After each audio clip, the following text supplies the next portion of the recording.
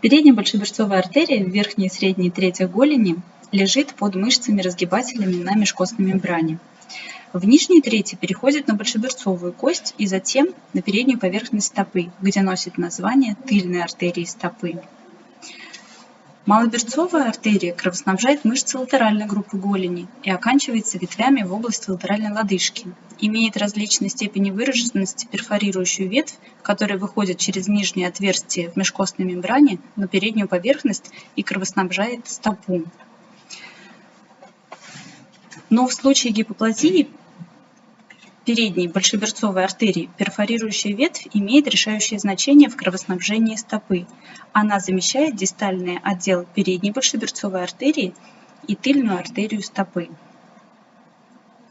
Здесь видим ту же перфорирующую ветвь в режиме ЦДК, которая по дуге огибает таранную кость и ложится в проекцию хода тыльной артерии стопы.